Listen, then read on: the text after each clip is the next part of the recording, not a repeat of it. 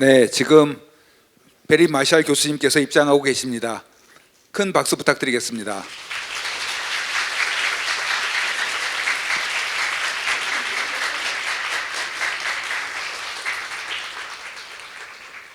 네, 지금 고려대학교 김동원 총장님께서 입장하고 계십니다. 큰 박수 부탁드리겠습니다.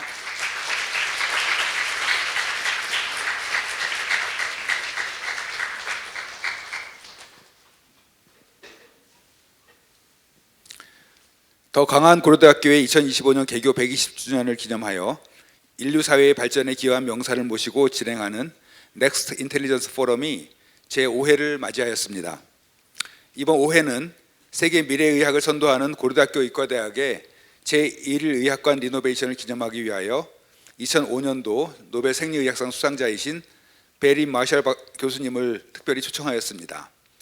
본 강연을 위해 고려대학교 강연을 통해 고려대학교 구성원들의 연구를 대하는 아이디어와 그리고 의학 발전에 큰 발전이 되고 도움이 되기를 기대합니다.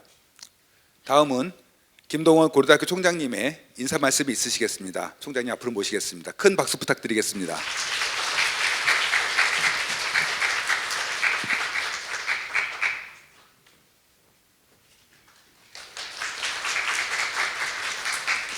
예, 아주 반갑습니다. 이렇게 새로운 건물에서 아주 큰 중요한 오늘 세미나를 시작하게 되어서 아주 기쁘게 생각을 합니다. 오늘이 이제 넥스트 인텔리전스 포럼 5번째인데 그동안 4번을 진행을 하면서 계속 이 화학, 물리 이쪽을 쭉 했었어요. 그래서 의학 쪽을 해야지 좋을 것 같아서 계속 기다리고 있었는데 마침 이번에 좋은 기회가 와서 아주 기쁘게 생각을 합니다. 고려대학교 제5회 넥스트 인텔리전스 포럼에 참석해 주신 내외빈 여러분께 감사와 환영의 인사를 드립니다. 특히 오늘 뜻깊은 강연을 해주실 베리 마샬 박사님께 존경과 감사의 말씀을 드립니다. 고려대학교는 내년 2025년에 개교 120주년을 맞이합니다. 한국 최초의 근대 고등교육기관으로 성장해온 고려대학교는 이제 개교 120주년을 계기로 인류의 미래사회에 공헌하는 세계 속의 명문대학으로 도약하고자 합니다. 이를 위해 인류와 세계 발전에 이바지한 분을 모시고 강연을 듣는 넥스트 인텔리전스 포럼을 작년부터 계속 진행을 해왔었습니다. 오늘은 드디어 이쪽 의학 캠퍼스에서 이 강연을 진행하게 되어서 아주 기쁘게 생각합니다. 고려대학교는 세계 석학과 함께 기후위기, 감염병 확산, 사회적 양극화 등 인류의 난제에 해법과 대안을 제시하는 연구를 통해 세계사에 기여하는 대학으로 도약할 것입니다. 또한 우리 학교 교수님들과 교우님들 중에서도 이러한 노벨상이나 튜링상이나 이러한 필드상을 수상하는 분이 10년 내로 나올 수 있도록 최대한 노력을 하겠습니다. 오늘 우리는 2005년 노벨 생리의학상 수상자인 베리 마셜 교수님을 모셨습니다. 박사님은 지금은 누구나 아는 이름이 된 헬리코박터 균을 발견하셨습니다. 그 당시에는 아무도 몰랐었죠. 아무도 몰랐었고 직접 발견하시고 첨단 의료 기술 발전과 의료 혁신을 위해 많은 활동을 펼쳐 오셨습니다. 베리 마셜 박사님은 오늘 Innovation and Curiosity Driven Research라는 주제로 말씀을 해주십니다. 이 헬리코박터 균을 연구를 하는 과정에서 박사님께서는 자신의 몸에 직접 이 균을 투여해서 관찰하고 연구하신 박사님의 일화는 지금 들어도 아주 놀라운 스토리가 아닐 수 없습니다. 오늘 박사님께서 들려주실 혁신과 호기심이 이끈 연구에 관한 말씀이 고려대학교 연구자들에게 신선한 통찰과 자극, 혁신의 의지와 호기심을 불러일으킬 것으로 확신합니다. 또한 이 베리 마셜 박사님은 한국의 헬리코박터 광고에도 잠깐 나와서 많은 분들이 아마 기억을 하실 것으로 생각을 합니다. 저는 오늘 이것이 단순히 이 노벨상 수상자께서 학문적인 이렇게 발전한 말씀하시는 것도 아주 중요하지만 또한 우리가 유니버시티 오브 웨스트 오스트레일리아 서호주 대학과 고대는 아주 오랫동안 어떤 그 인연을 가져왔었고 이번 기회로 해서 서로가 전략적인 파트너로 스트라테직 파트너로 서로 더욱 성장해서 연구와 학생 교류 분야에서도 끈끈한 이런 그 관계를 맺게 되는 계기가 되기를 바라고 반드시 그렇게 될 것으로 확신합니다. 이번 넥스트 인텔리전스 포럼은 고려대학교 의과대학 제1의학관 리노베이션 기념 강연이어서 더욱 그 의미를 더하고 있는 것 같습니다. 이번 포럼이 고려대학교 미래의학 연구와 발전에 소중한 의미가 갖는 자리가 되길 바라고 오늘의 세미나가 모든 분에게 유익하고 감명 깊은 자리가 되기를 바랍니다. 감사합니다. 네, 총장님 따뜻한 환영사 감사드립니다. 이어서 오늘 강연해 주실 베리 제이 마샬 교수님을 소개해 드리도록 하겠습니다. 교수님께서는 1975년 웨스턴 오스트레일리아 의과대학을 졸업하시고 외과 학위를 받으셨습니다. 이후 로열 퍼스트 병원에서 위장병학 전문의로 활동하셨고 이어서 미국 버지니아 대학교에서 교수로 활동하시다 1996년도에 서우주대학교에서 연구 활동을 이어나가셨습니다. 교수님께서는 위에 존재하는 세균에 대한 연구를 해오셨고 우리가 익히 들어서 알고 있는 헬리코박터 파일로리 균을 발견하여 위염과 소화성 궤양 질환에서 헬리코박터 파일로리 균이 어떤 역할을 하는지에 대한 연구 공로로 2005년 노벨 생리의학상을 수상받으셨습니다. 아마 여러분들 잘 아시고 저는 여기 계신 분들이 거의 다 한 번쯤 마셔보셨으리라 생각되는데 그 2000년 초중반에 한국 야쿠르트에서 헬리코박터 프로젝터 윌 뭐 이런 것도 들어보셨죠? 바로 그 주인공이십니다. 그래서 아마 여러분들께 매우 친숙하시리라 생각되고 저희가 강연을 청해 듣도록 하겠습니다. 베리 마셜 교수님 강연을 청해 드리도록 하겠습니다. Dr. Marshall, please come to the podium and 큰 박수 부탁드리고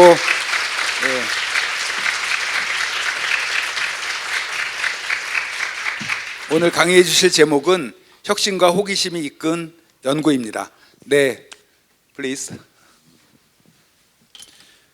Thank you, and thank you, Dr. Kim, for such a warm welcome. And it's a tradition of mine that I always do a selfie when I come to a new university. So I'm just going to take a selfie now, and my friend Alfred will spread it around by airdrop or something like that. So here we go. I'll tell you when. Well, you're a bit far away, but never mind. Here we go. It's done. Okay. Well, it's lovely to be back here in Seoul, and I have visited Seoul and Korea about 5 times. Even had a holiday here for a week with my wife in 2008. I think saw all the good sights and the tombs, and I know the quality of science and research here in Korea is top quality, and I'm looking forward to good collaborations between the University of Western Australia and exchanges with Korea University. And we'd be very proud to have some people from Korea come more often to Western Australia. It's a little bit hard to go to Western Australia, but it's in the same time as Korea, which is good. Because very easy to communicate with everybody and collaborate, and no jet lag. In Perth, in the summer in Perth, we are 3 hours before Sydney, 3 hours ahead of Sydney. So even communicating with Sydney is not easy for me. I prefer to stay communicating up and down.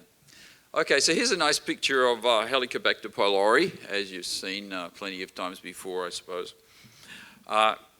Spiral bacteria. I'm not sure whether this laser, not very bright, but I can change. So a spiral bacteria swims in the mucus in the stomach, and that's typically what it looks like. Let me see if I can change that. So my talk is innovation and curiosity-driven research. So we like to make a discovery. We'd like to find out new stuff. So just curiosity is important. And if nothing else happens, it's still worth it. And you don't know when it's going to pay off. But then translation into useful products to help people, that's also very, very important. And that's also what drives a lot of the research that we do. So Perth, Western Australia, as I said, same time zone, and it's about 10 hours flight up to Korea. Not so many direct flights since COVID. People stopped travelling and the direct flights cut down a bit. So quite often you get more flights into Sydney and Melbourne than in Perth. And Perth often I go through Singapore or some other place in the middle. So there's Perth, Western Australia on the Swan River, and it's a very good climate. It's like Italy or something. Is very easy, not too cold. And the University of Western Australia, it's one of the top 100 universities in the world. The ranking is pretty high.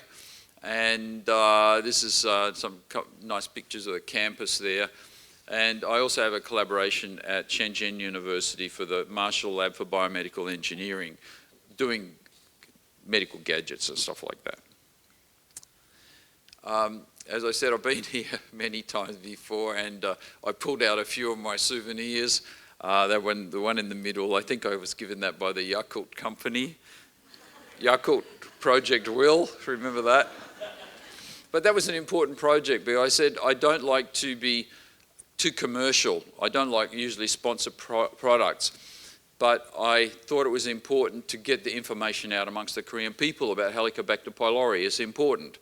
And everyone in Korea after that, they knew about this new germ and they needed to focus on that for stomach cancer treatments. So let me tell you a little bit of history. So Alfred Nobel, he probably had Helicobacter.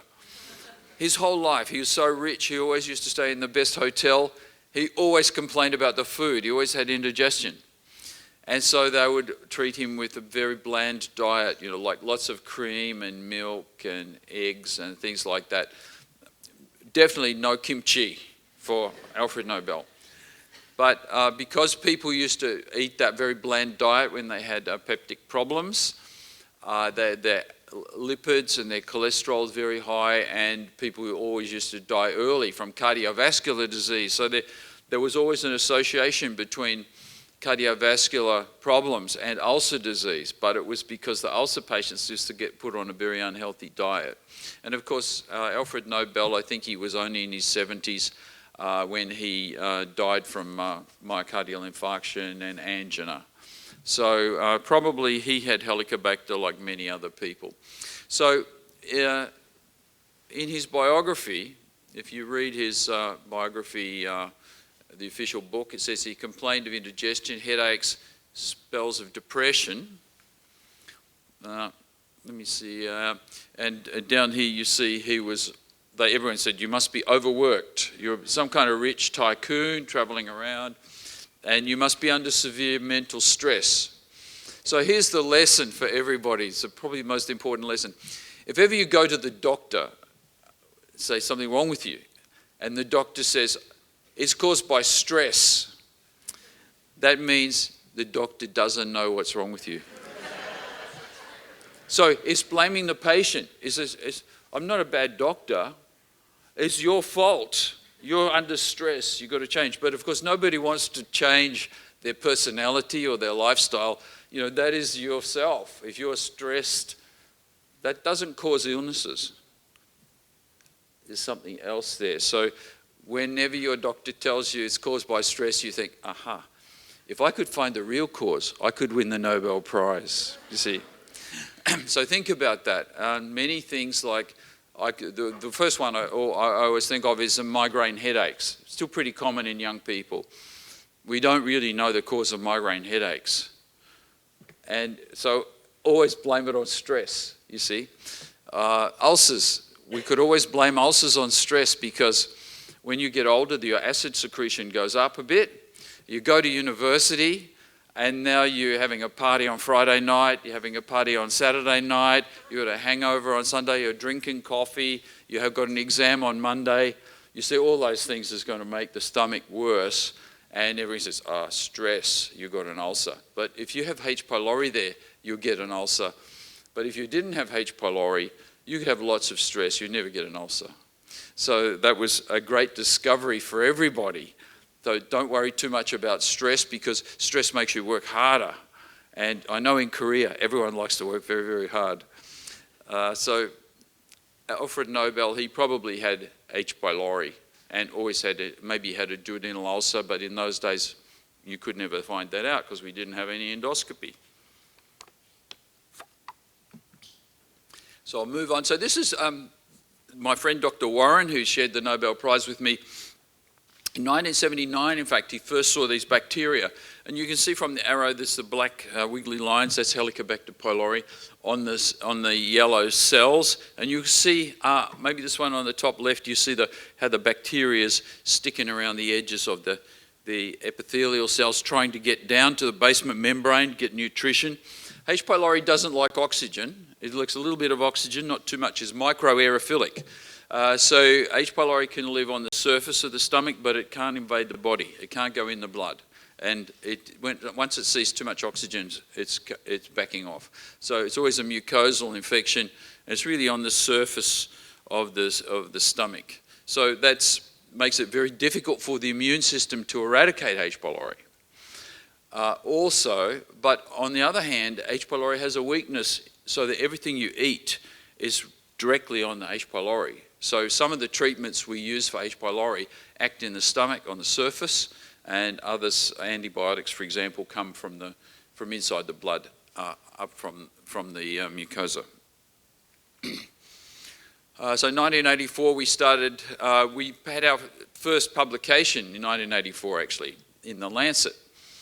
And so this is the 40th anniversary, so most people here weren't even born. It's like ancient history, I know, but of course there's still plenty of H. pylori around. So maybe not the people so much in the audience, but your parents and grandparents, they probably still have H. pylori and are at risk. So think about that. So in those days, I was a young doctor doing some research, rather poor. I used to have to buy all my clothes from Kmart. And so you see my trousers don't fit very well, a bit too short. But now I can go get nice tailor-made trousers, and I've got the right length. And there's Dr. Warren. He was, I think he was about 43, 44 in those days. Dr. Warren is still alive. He's sort of retired, and he had a few falls, a bit unsteady because he's elderly. But he and I get together, have a few drinks of beer each year when the Nobel Prizes come out. So, you know, it took many years before people believed that H. pylori was important. And so this is one of the questions. Why is there so much resistance to new ideas in medicine and science? And the person who figured this out here was Daniel Boorstin. He was a librarian for the US Congress. He was a historian. He passed away in the 80s. But he said the greatest obstacle to knowledge, it's not ignorance, it's the illusion of knowledge. And so Dr. Warren and I would come along, we discovered these bacteria, we think they're causing ulcers. Everybody's there, no way. We already know the cause of ulcers, and we already have the treatment. It's going to be acid blockers, and they heal ulcers. So we already have lots of causes for ulcers. We don't need another cause, and if this bacteria is there, it's probably only 1%. And we say, no, 99%. And so you can see that we had this argument. So that was the illusion of knowledge. Everyone said, we know the cause of ulcers. It's caused by stress. But this is one of the issues, you see. There was no evidence. There was not proper evidence for stress. So that's the second thing that we know about medicine now in the 21st century. We do evidence-based medicine. As the professors are often being challenged by the students, you know, why do you say that? What's the evidence? Show me the data. And so that's the rule these days. We want to see the evidence and the data, evidence-based medicine. I'll show you quickly a picture of a duodenal ulcer and a gastric ulcer. You can see this ulcer's been bleeding. That's why you see the black marks there. A gastric ulcer could perforate through the wall and you would get peritonitis, can be fatal. But it's rather uncommon these days to see ulcers like that because we know how to get rid of the H. pylori in most cases. We don't usually see that. So here we are in Dr. Warren's lab, looking at some pathology books, 1984. And so this is from an article in the Reader's Digest, if you ever saw that. Established gastroenterologists found it hard to accept the teachings. Not only were these two investigators completely unknown, but they seemed to be supremely confident their hypothesis was correct. So this is one of the problems with the young investigators, because you're not very important, and you're saying to the professor, "Oh, you guys are wrong." And so I used to do that, and then I have a very difficult life. He said, "Please don't invite Barry Marshall to the conference, because he'll tell everyone that they are wrong."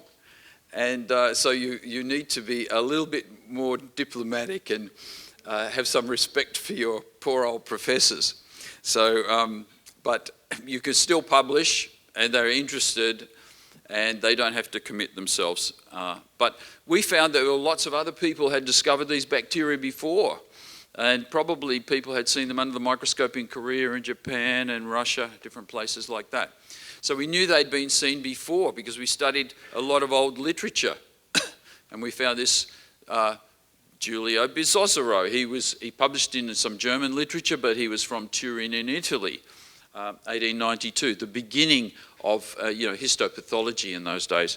So he's like looking at the anatomy of the stomach. He says, acid-tolerant spirochetes live in the dog's stomach. Everybody said, bacteria can't live in acid. He said, well, here's some dog biopsies. There's these bacteria there, and here's his thesis, and here's a parietal cell. So if you know the histology, parietal cell's got a nucleus and a nucleolus. And he said they must be acid tolerant, or they turn off acid secretion, or both. So we know that H. pylori can do those things. It's acid tolerant, and it can even turn off acid in the acute infection.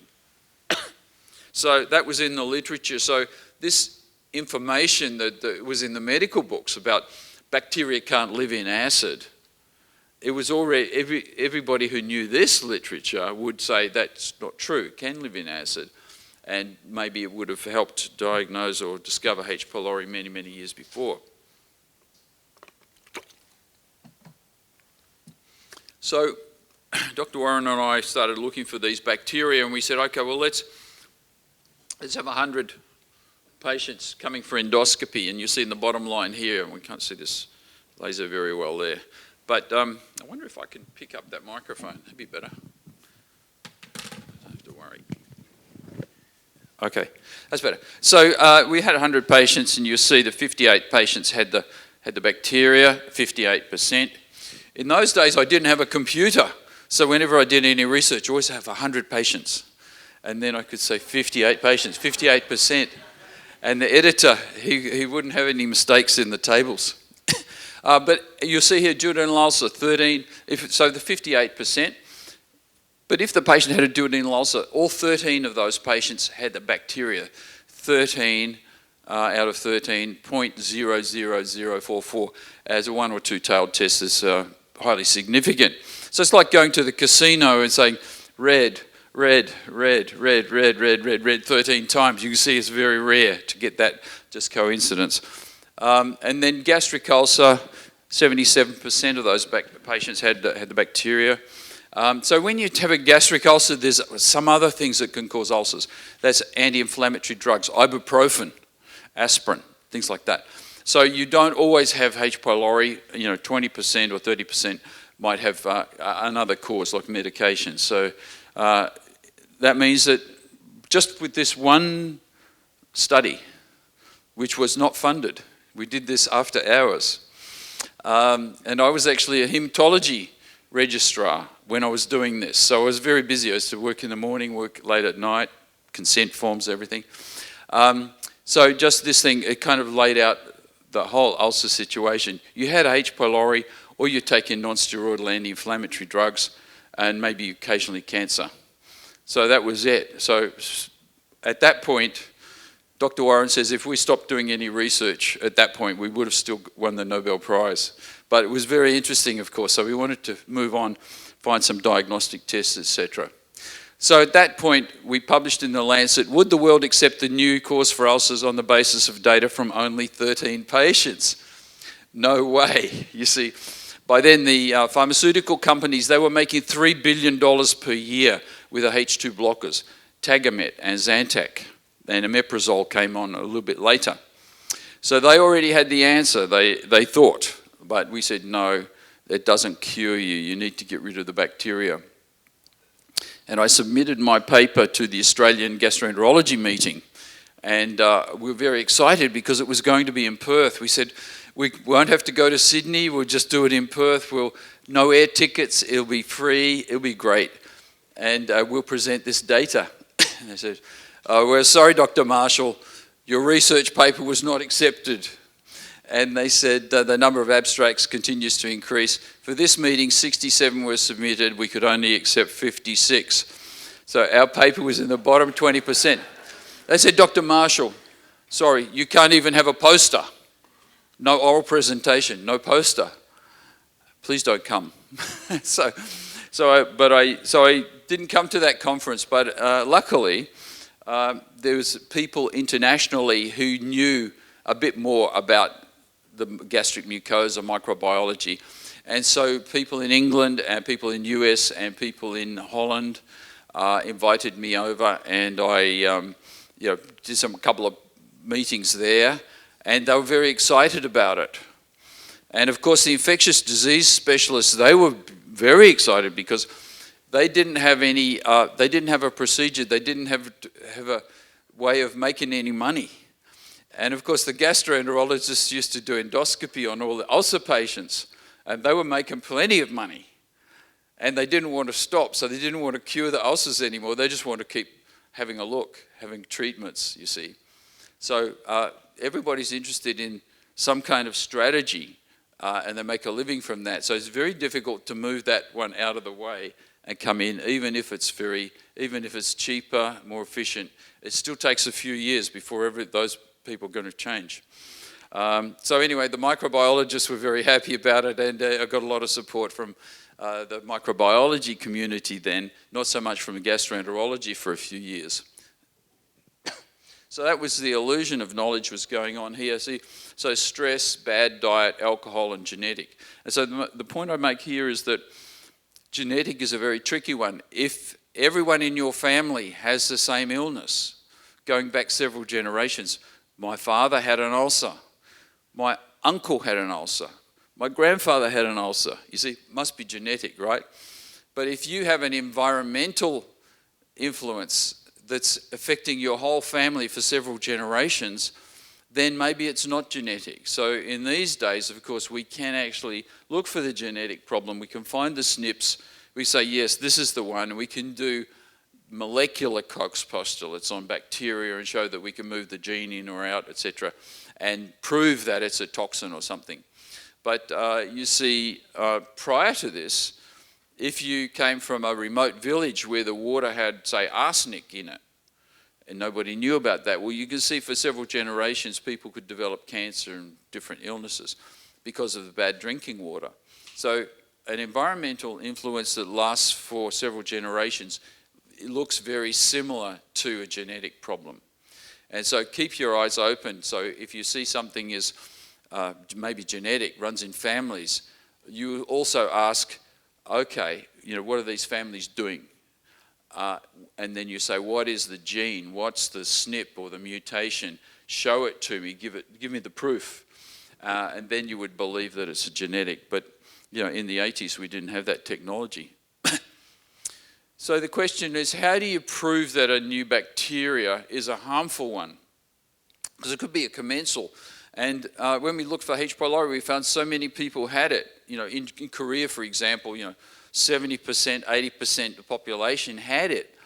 And most of the people with H. pylori don't have any symptoms. Like only maybe 10 or 20% would get some kind of illness. What about all the people who didn't get unwell from H. pylori? It sounds very much like a commensal.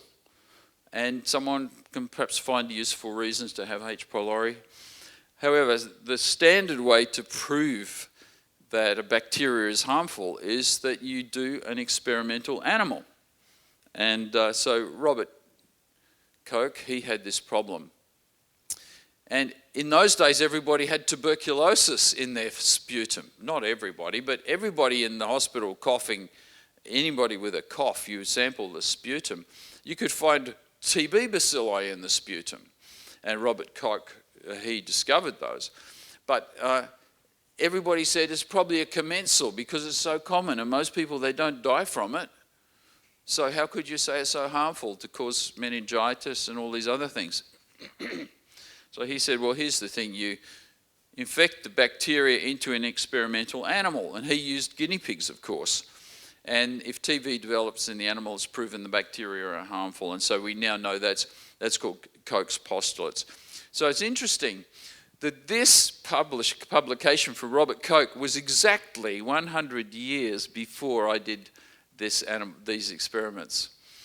So we didn't know that at the time, but it was just an amazing coincidence, and you can see that literature if you look for it. So Robert Koch, he said that's how you do it. And so we were trying to infect mice, we were trying to infect guinea pigs and cats and dogs. We did all kinds of different animals, but we were not successful in those days. Because H. pylori is just a human organism, and it has certain attachment mechanisms that match the antigens on the human stomach. And so if you give it to a dog, it's rather difficult to infect a dog because it has different type of blood group, different antigens. One day Dr. Warren and I, we were frustrated by this after many months of trying to infect pigs. And I don't know if you have any personal experience with pigs, but they start off as cute little piglets. But they grow very, very quickly. And so after 3 months, my little piglets that I was trying to infect with H. pylori, they were so big. They were so big, in fact, the endoscope was not long enough to reach the pylorus. And so I could look in the stomach, but I couldn't really go down.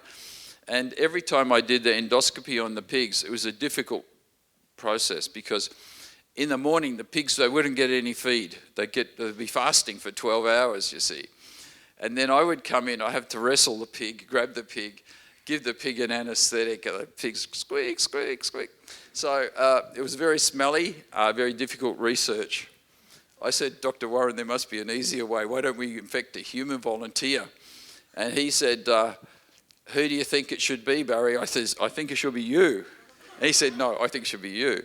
And so for various reasons, we decided it was going to be me. So in 1984, in July, I found some bacteria from a patient that I'd had with gastritis and mixed it up 2 Petri dishes, and it was brown. It wasn't really green. And I drank it. And then waited to see what would happen, because I thought that after a time I might get gastritis, and after a few more years I might develop an ulcer. So as a young researcher, I had this good publication plan. You see, I have the acute experiment. We have some kind of information on the microbiology. 1 year later, as a chronic gastritis develops, I write another paper. Another year after that, got a duodenal ulcer, write another paper. You know, you can see a whole career based on this. Anyway, so I thought that I would be asymptomatic, but after a few days, I started feeling unwell. And here I am saying the deed is done. And my lab tech, Neil, he says, Dr. Marshall, you're crazy. I said, there's no other way. So it was a good experiment. I had a biopsy before I started. Everything's 100% normal, no bacteria. Then we had drank the Helicobacter. And then after about 10 days, I think it was on the 10th day that we did this endoscopy, Marshall, your stomach is dangerously inflamed. So I did not get an ulcer. So if you read about this experiment in the literature, in the lay press, they say, oh, Dr. Marshall developed ulcers, etc. I did not get an ulcer, but the biopsy showed severe gastritis. So my stomach was inflamed, which means it looks a bit pink. It looks like sunburn, but it didn't have an ulcer on it. And it was very uncomfortable. And also, my mother told me I had a very bad breath, halitosis. And my wife said the same thing. And afterwards, I asked my friends in the laboratory about it. And they said, yes, we noticed that you had a halitosis, but we didn't like to be impolite. We didn't tell you. So feel sorry for people who have chronic halitosis. Sometimes nobody tells them. And they might have H. pylori, because some of the things H. pylori does can possibly aggravate or cause that. So Dr. Warren, he says, Marshall, your stomach is inflamed, and this is my biopsy. You can see the many H. pylori. And if you know the histopathology, you know that those epithelial cells are very, very abnormal. They've gone to a more primitive stage. They don't have the mucus production. And so you can see this kind of damage, then you get a lot of white cells attacking the bacteria. They're releasing cytokines and superoxide radicals, and then that damages mucosa. You can see how an ulcer could develop if H. pylori is damaging the barrier. So let's ask a couple of interesting questions then. So how can bacteria survive in the human stomach and resist acid? Because the stomach acid is very strong. If you take the acid out of your car battery, you know, you don't want to touch that, but if you took it out, you dilute it 10 times. That is the strength of human stomach acid. You can dissolve metal in that. It would create hydrogen bubbles. So the pH in the stomach acid is about 1.5. So it's pretty strong. And you know, anything from 3, maybe 3.5 below, kills bacteria. And so that is why, if you have thought about it, if you have orange juice, a bottle of orange juice in your refrigerator, it lasts for a long time after you open the bottle. It lasts for maybe two more weeks quite often. And that is because it's acidic, and H. pylori, other bacteria can't grow in acid. So H. pylori can resist acid. Other bacteria will be killed in about 1 minute. So how does that happen?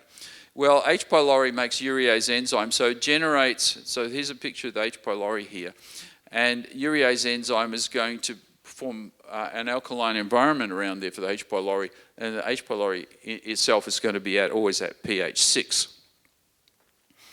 I don't know whether, so here's the urease enzyme. So urease it's got a wonderful history. It's the first enzyme that was ever proven to be a peptide, a protein, and it was purified in crystalline form in about 1910. So in chemistry, urease has got a long history. And you see urea is carbon, 2 ammonia molecules. So carbon dioxide and 2 ammonia. So it's how your body gets rid of the excess ammonia out of the system. But if you have urease enzyme, you see it takes a hydrogen ion from the gastric juice, and on that side you see we've got ammonia and bicarbonate, which is alkaline. So it's a beautiful way for H. pylori or any organism to resist acid. Once we figured that out, well, that was interesting. We could possibly use that in different ways. And the first test that came out that we invented was the urease test, which is a biopsy test. So you can test for the urease enzyme. And actually, so thank you to the Korean people, because I invented this test, and the first customer was Green Cross. And they purchased 5,000 tests. And so when my family was penniless, my wife had 4 children, so she couldn't work that year, and I was an intern and a registrar, so I was making some money, but not very much. So I was very pleased to have some royalties from that. So this is the first urease test. So if you put a biopsy in here, it starts off pH 7. But if there's ammonia being produced, the pH is going to raise up to 8, 9, like that. And you'll see the red spot in about 10 or 15 minutes. So all of a sudden, doctors all over the world could biopsy and immediately see if the H. pylori was present. So that after that, you know, I had lots of fans using this test around the world, and we made that in Western Australia. And eventually, I think it was purchased then by Kimberly-Clark in the United States. And so after about 1990, I think it was done by Kimberly-Clark. So that's an interesting, useful story. But the other interesting thing is, if you don't know it, you can actually take the biopsy. If it goes red, you can culture it then, and this is what the typical culture of H. pylori looks like. They call it water spray colonies. So it takes about 5 days to grow. So it's a little bit tricky. So the other thing, of course, is you can do the breath test, and so that if you swallow an isotope of urea with the carbon isotope, and then you breathe it out, the breath sample is going to contain CO2 with the isotope in if the H. pylori is present. So that's a good way of diagnosing it. So once we had the breath test, doctors all over the world who were not gastroenterologists, they didn't have to have an endoscopy or a biopsy. Any doctor could diagnose and treat H. pylori, and now about 30 million tests a year, maybe, I don't know how many millions of breath tests are done every year. And so sadly, my patent is expired in 2003. So, but I'm very happy that people are using that test, and I invented it. So how does this cause gastritis, and what's going on in these people? How come some people are sick with ulcers, other people got nothing wrong with them? So in the normal, that's a normal biopsy here. You catch a H. pylori, you've got that, and then you develop gastritis, and you've got all these lymphocytes, mononuclear cells. That is an immune reaction. I mean, the surface of your mucosa is a bit like a lymph node. It's full of cells making antibodies. You can take a biopsy and culture it, and you will find that antibodies are being produced in the supernatant. So then what's going to happen? Well, these people with gastritis, some of them have a high acid level, depending on, and it's more likely to be like a Western diet with more meat. And 10% of those people could develop ulcers. Mostly people in this range, so that it doesn't affect the acid quite so much, and people will have no symptoms or very vague symptoms. You say dyspepsia, it's probably caused by stress, so not very serious, but it goes on. And people with H. pylori, they had it since they were small children, and they have their whole life. And they say, well, what's the matter with you? I say, oh, I can't eat pizza, and I can't drink red wine. I have to be a bit careful. That food doesn't agree with me. I can't eat the kimchi, right? So it might be some kind of story like that. But those people might be in this group, and they have some very subtle symptoms. And then if you have a low acid level, that's the bad one, because you still have no symptoms. You feel fine until one day you get stomach cancer. So people with a low acid, they are susceptible to carcinogens, and they will get the cancer risk, and the cancer has no symptoms until it's really too late. So that's the problem with stomach cancer, and that's why in many countries, probably Korea and Japan, people above the age of 40 have an endoscopy just to check. So how do you catch H. pylori? So everyone asks this, and they say, well, yes, we share the chopsticks, and we're sharing the spoons and the food, everything. Must be that. But here's some interesting information about a big study in China. I think there are 8,000 families all over China, and they're looking at the infection rate of couples.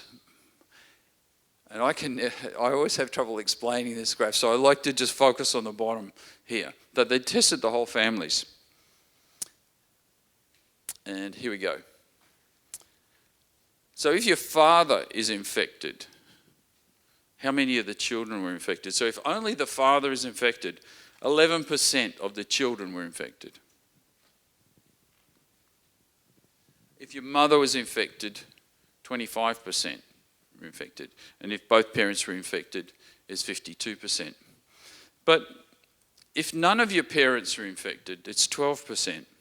So that means these children who got infected, they didn't get infected in the family. They must be infected in the drinking water or their friends or something in the environment. So this is the background rate of catching H. pylori if you haven't got any parents or something. And notice that that's the same as if your father was infected. So the father has no influence on the children. So even though he's in the same family, he's sharing the meals with the chopsticks and all that kind of stuff, he's not infecting any of the children. So it doesn't really make you think that it's spread in the family by the food or the eating habits. The mother, she's the guilty one. Because mothers love their children so much they're kissing them, but probably when they're small children, they're feeding them, and there's a saliva connection between the mother and the baby. So that's how a healthy family, healthy mother and child share the microbiome. So when you grow up, you have your mother's microbiome from when you're a small child. And if the microbiome's got a H. pylori in it, you've got that as well. And we know that the H. pylori follows the maternal line. So if we know where your tribe comes from, if we test the H. pylori, we know where your mother came from. And she got it from her mother, and so on. So back thousands of years or hundreds of generations, you catch it from your mother. And this pre-mastication of food and the feeding the infants by the mother, that is how H. pylori infected the whole world. It used to be everybody had it. In the 21st century, in the 20th century, this pre-mastication of food, smaller families, better hygiene and everything, is gradually decreasing the H. pylori. So one day, H. pylori will disappear anyway, even if you do nothing. But it'll probably take 100 years. But currently, it's going to take another 20 or 30 years, and it'll be mostly gone. So in Australia now, it's quite uncommon to have H. pylori, and we do research on H. pylori on the samples in the refrigerator, not on the patients, because we can't find enough patients anymore. So one question that I'll talk about and then I'll stop is, how do you get cancer from H. pylori? And so we kind of have this worked out. I'll just give you some. So here's some statistics. You see Korea, 39 cases per 100,000 per year. And these are all matched for cohorts. So if you come over here, Australia, you see 4.6. So this is where you can be in 20 year,s or maybe less. But if you look at young people in Korea, it's probably close to this one already, is my opinion. So the number of cancers, the cancer in Australia is about, stomach cancer is like number 8. So pretty uncommon. It used to be more common. So it's also similar like that in the United States. But in 1930, stomach cancer was the most common cancer in the United States. But H. pylori has gone down since then. Plus a healthy diet and more fresh fruit and vegetables is important. So that's things that are happening. So I'll talk about this paper by Jean Marie Houghton and Dr. Wang in Boston. It's more than, well, it's 20 years old now, but what they did, they studied mice. And here's their experiment. So you take the female mice and the male mouse, and you subject this female mouse to radiation. So this mouse has got no bone marrow. It's like a bone marrow transplant. And now we transplant the bone marrow from the male mouse. And this is a genetically modified mouse that has green fluorescent protein in all its cells. So you can track the male cells and the transplant by GFP using fluorescent microscopy. Now the other interesting thing is that you can do is that you can infect this mouse. It's now got the male bone marrow. You infect that mouse with some kind of helicobacter, and this is a helicobacter from cats and dogs. It's not the human one. It's like that Italian guy discovered many years ago. But these mice will get some kind of stomach cancer, and then you can study the cancer histology to see where it came from. So in this study, this is from their science paper, and normal mucosa, here's that same piece of mucosa with fluorescent microscopy. There's no fluorescence in there, so you don't see any bone marrow cells in this one. This one's adenocarcinoma, and in these adenocarcinoma cells, exactly the same section, they're finding these green spots. So there's green fluorescent protein. So it must have come from the bone marrow, from the transplant. And then the other one that they can follow is the Y chromosome. And you see that same cancer, the same section, and they can find these Y chromosomes in the cancer cells.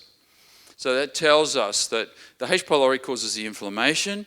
Your body tries to repair it. One of the repair processes for that bad inflammation after many years is stem cells, and they cause changes, and they're susceptible to carcinogens, and you get stomach cancer. So this concept of inflammation, chronic inflammation causing cancer, is something that's developed in the last 20 years, and it seems to be important.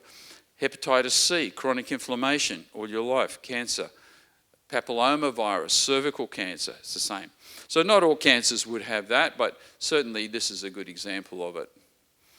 I think I can talk a little bit more, but I think I'm going to go to the end now, and people probably want to ask some questions. Are we going all right for time, Alfred? It's about time to finish, I think. This is I'll talk about that if you want me to. This is I'll mention this one because this is a great study that's come from Korea, and Dr. Choi and Ju. This is a couple of years old now. But this is looking at Korean families. Now, one thing that they noticed is that if someone in your family had stomach cancer, your risk is much higher, 4 times at least, of getting stomach cancer. So they followed people who were relatives of stomach cancer patients. So they looked back at the family of that person, and then they followed them up for up to 12, 13, 14, 15 years. And there's 2 types of, then they're giving treatment for H. pylori, which is the red line, or we just give them placebo. You can't do this experiment anymore because nobody wants to take placebo. They all want to get the antibiotics. So it's a milestone. It'll never be repeated.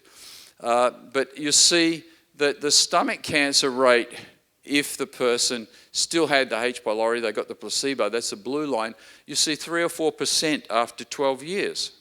That's pretty high.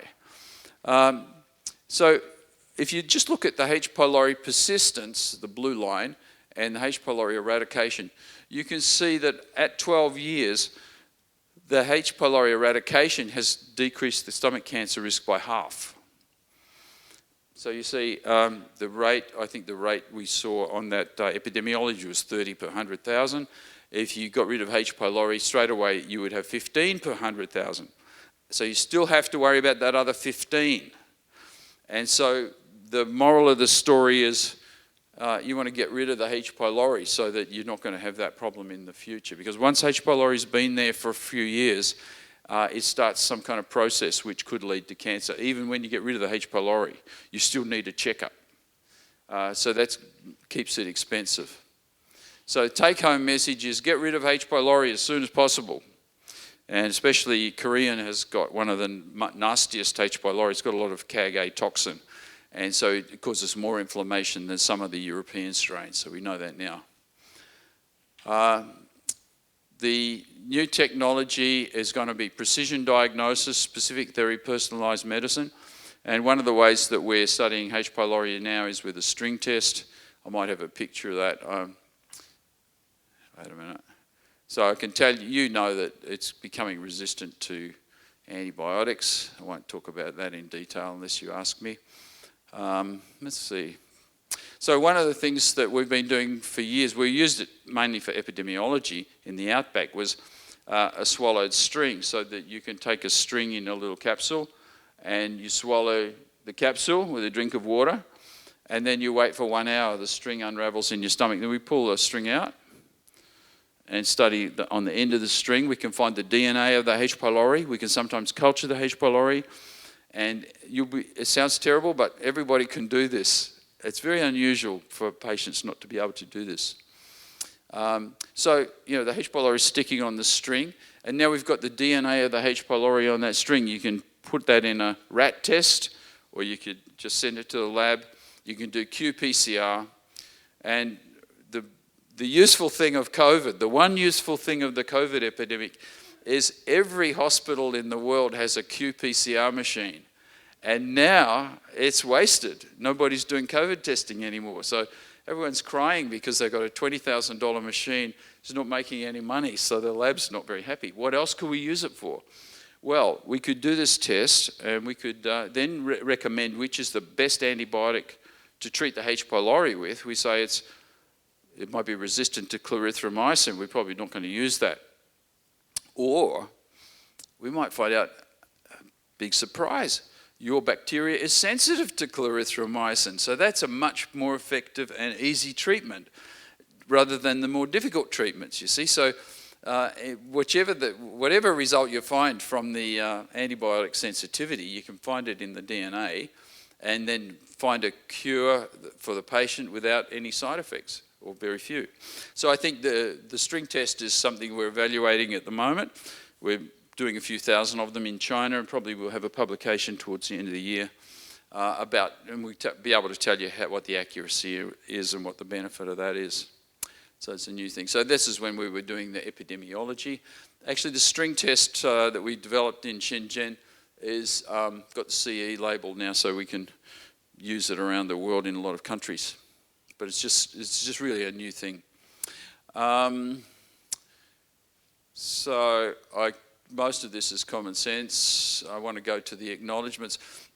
I always some lectures now I actually put this first, so I should acknowledge Dr. Warren and my wife, who's a very smart person and supported me. Although when I drank the bacteria, she told me I had to leave home unless I took some antibiotics. So she's smart enough to say that. Also. Western Australia, Shenzhen University and Zhengzhou University are supporting my research at different times now. And I think we've got, we're talking about different programs we've got here at the University of Western Australia. Maybe we'll get some exchange with Korea University. So we can talk about that if you ask questions. And this year in October, we're having the CHRO2024, which is Campylobacter, Helicobacter, and other organisms and microbiome. So it's very focused on microbiology, not just H. pylori, but all sorts of basic technology. We hope we get some scientists from Korea showing me their latest technologies and their results by coming to that conference in Perth, Western Australia. And that's going to be on October 7, which is the Monday. It's the same Monday that they announced the Nobel Prize in Medicine. So there'll be lots of interesting things happening that week. So I'll finish there. Thank you very much.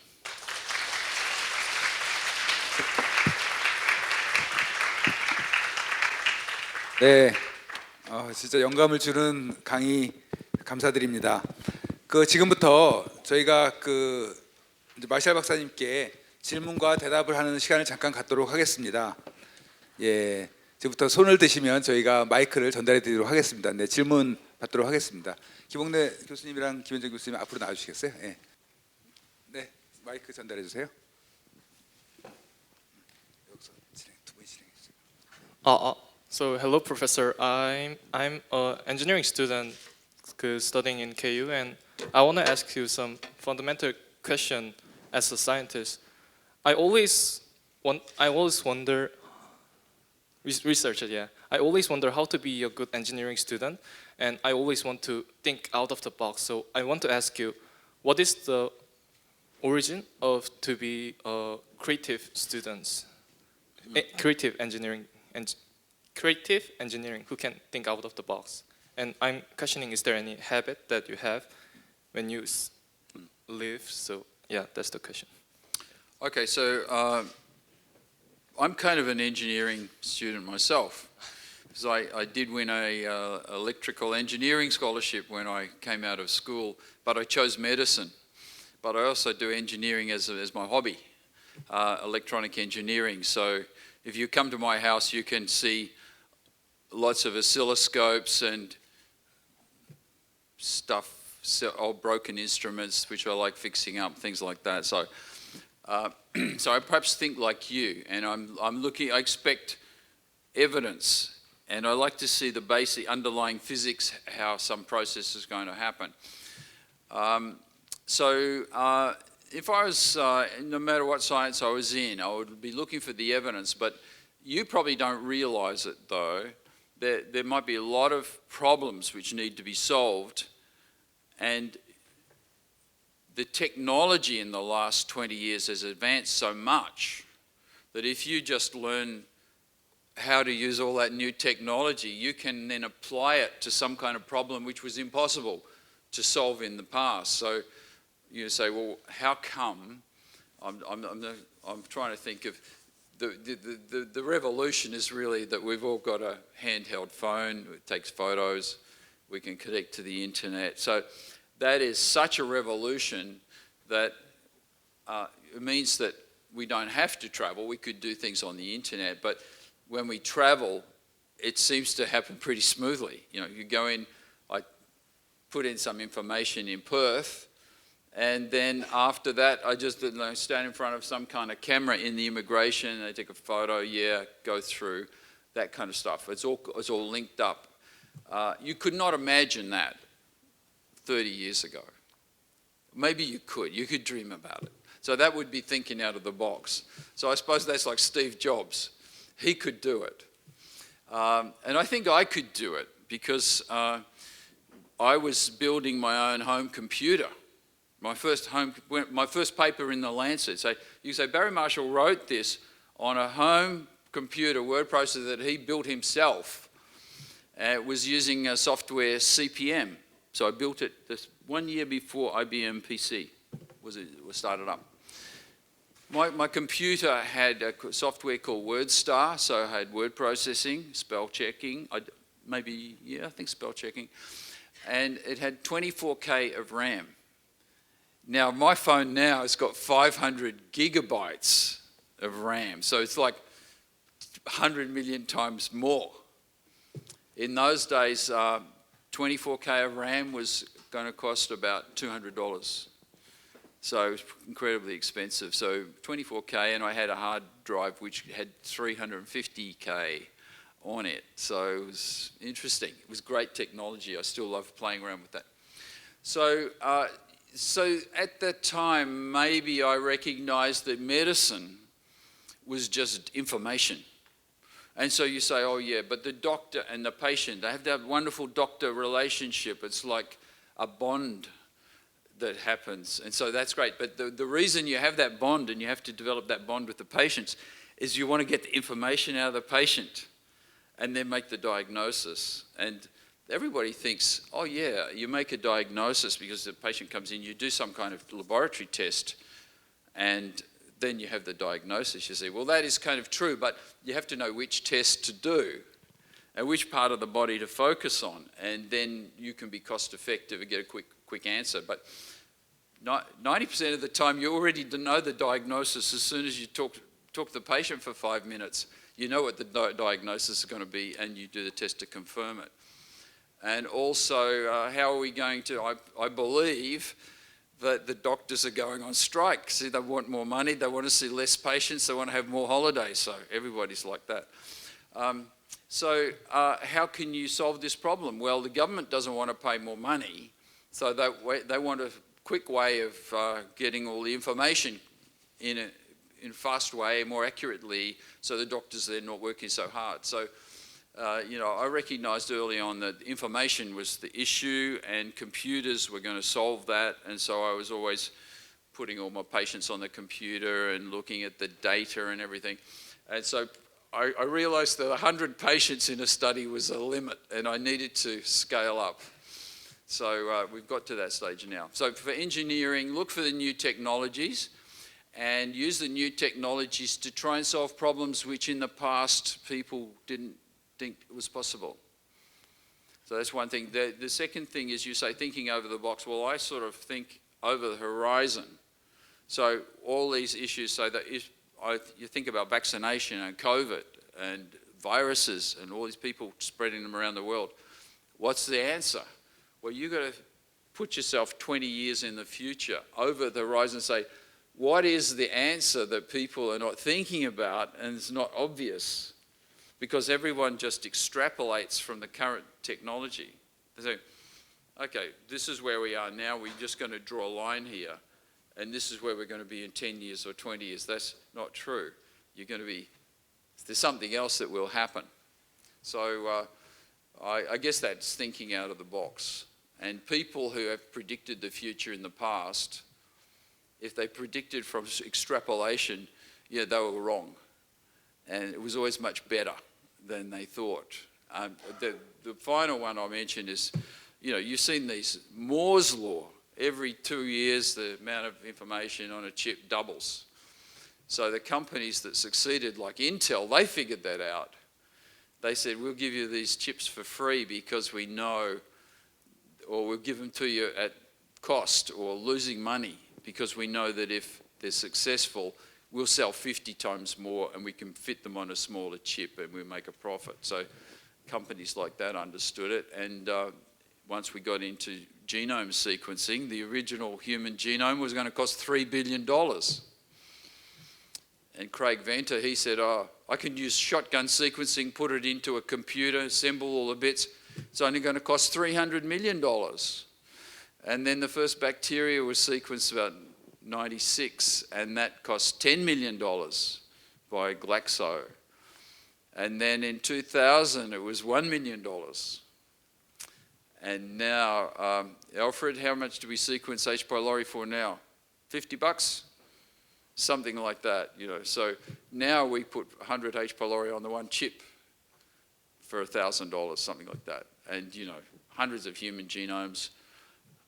So what's the future? Well, I say 20 years from now, everyone will have their own genome on their USB or in your phone or in your watch or something.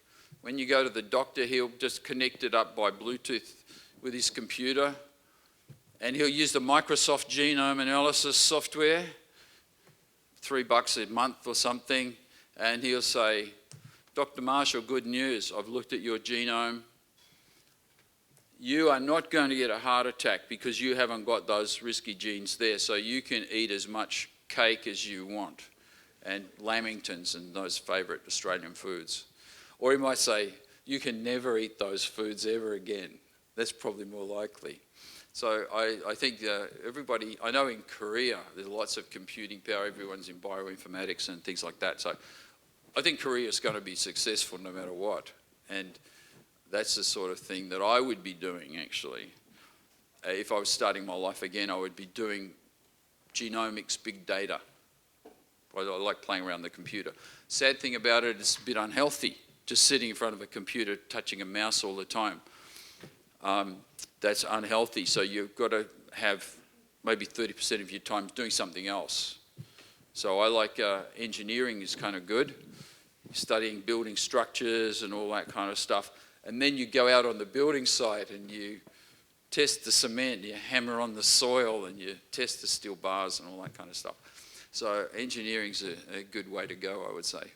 Thank you. 저쪽 약간 핑크빛 나는 옷 입으신. Hi, Dr. Marshall. Thank you for the amazing presentation. I am Yunser Park, who's studying life science and biotechnology, and I'm especially interested in microbiome and microbiology. So I've seen your name a lot in textbooks. So my personal first question is, were you initially really interested in microbiology, or you were interested in curing ulcers and you got into microbiology? And my second question is more broad, and I just wanted to ask you for advice that these days you said the bioinformatics and the biology fields are really changing rapidly. So I was really curious, how should we do something in research field while we were doing microbiology or biological research in these days which bioinformatics or these kind of technology are so being in advance? Yeah, thank you. Okay, so there are so many opportunities in biology. I think this is going to be, you had the Industrial Revolution, you had the Information Revolution, we're still in that, and we're going to have the Biology Revolution. At the moment, the last 30 years people have been arguing about GMO modified organisms, but a lot of really difficult food production problems are related to specific insect pests or inability of plants to grow in certain environments and things like that. So understanding the genome and all these different genes in plants and animals and in the soil, that's wide open. It's an unknown quantity at the moment, and I have some farmers that I know, and they're all asking me about, what sort of things should I put in my soil? I want to make, keep away from the chemicals. I want it to be organic, etc. But if you could be smart organic and put the right supplements in there, you would grow a lot more and you would have less pests. So that kind of technology is pretty interesting. Now, we have some strange scientists in my lab, and one of them, Alfred will know very well, Irwin. In Australia, the sheep get a strange parasite. It costs the Australian government, costs the sheep industry $1 billion a year because they have to give some kind of antibiotic to the sheep, to dip them in insecticides and things like that to keep them healthy because of this parasite. So if you study that parasite, if you can find a weakness in the parasite, that's worth a lot. That will help everybody. So that you could apply that to lots of other agricultural things. So I think agricultural microbiology is one of the great areas that is fun to get into. You know, when you are doing experiments on plants, they don't feel any pain, so you don't have to have an ethics committee about being cruel to them. So it's faster, and I love this way. You know, you can take a tree or something and you can grow part of it in a petri dish in a special incubator and from the seed, and you can do quite fast breeding experiments these days with plants. And I think in the future, you know, agriculture is going to be much more efficient. Instead of having all that wastage, we'll probably be able to get more production and longer shelf life, things like that. I would say go there.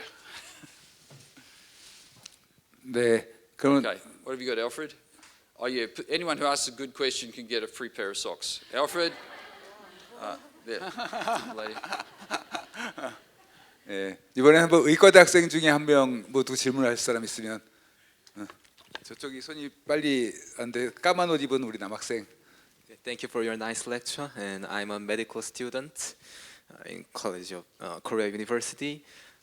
There are many MD professors, but some of our professors in College of Medicine do not have a degree of MD, and they have veterinary medicine or some biotechnology and etc.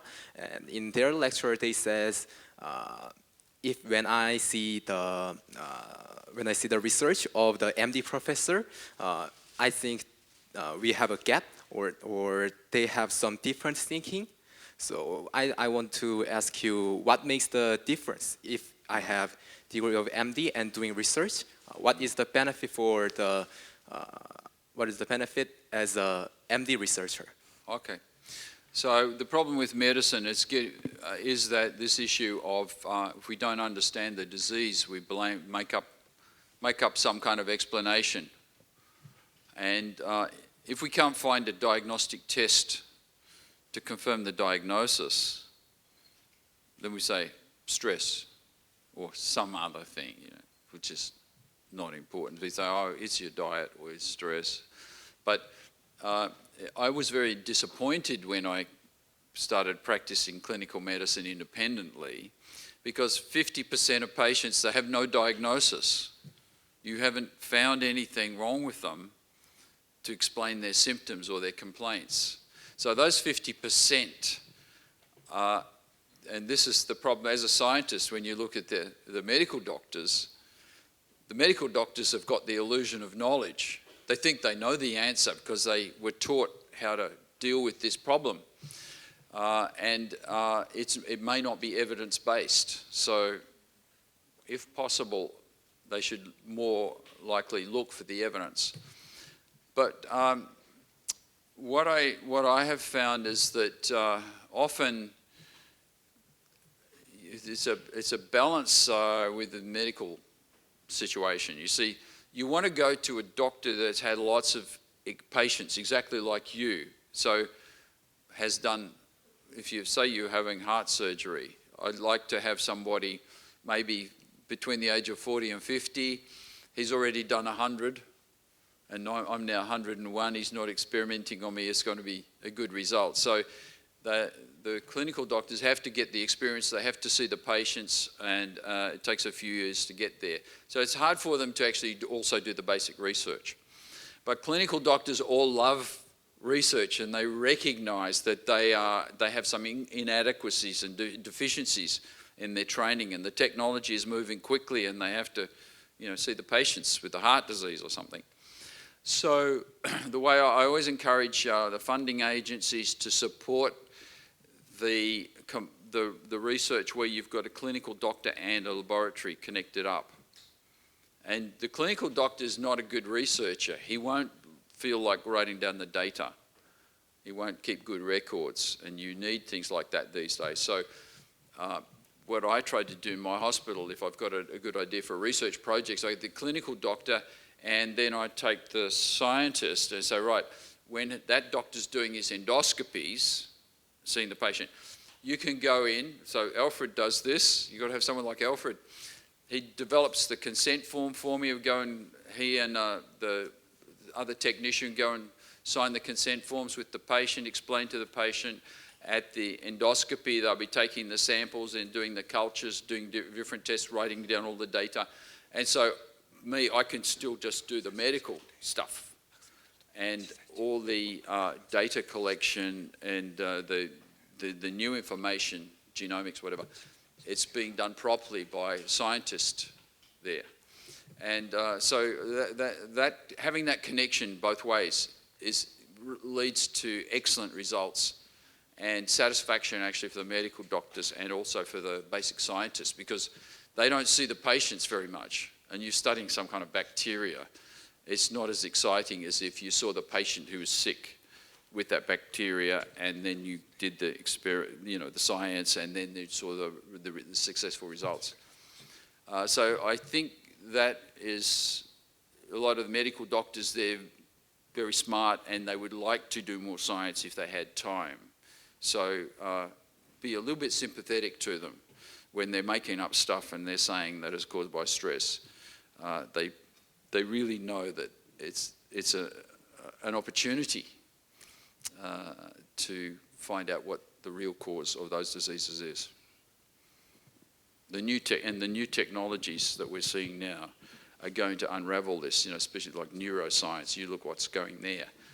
Once you can fluorescently label a single neuron and track it around in the brain or something like that, that is going to find a few things out.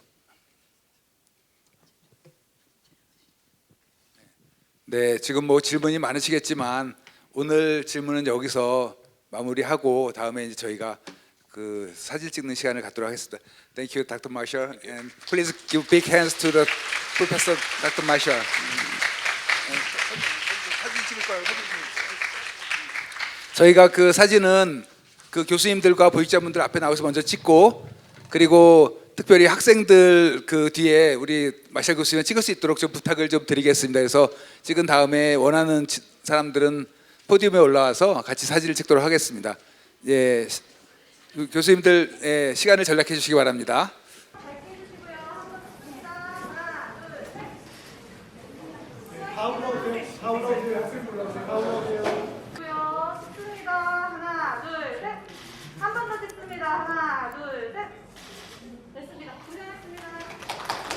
감사합니다.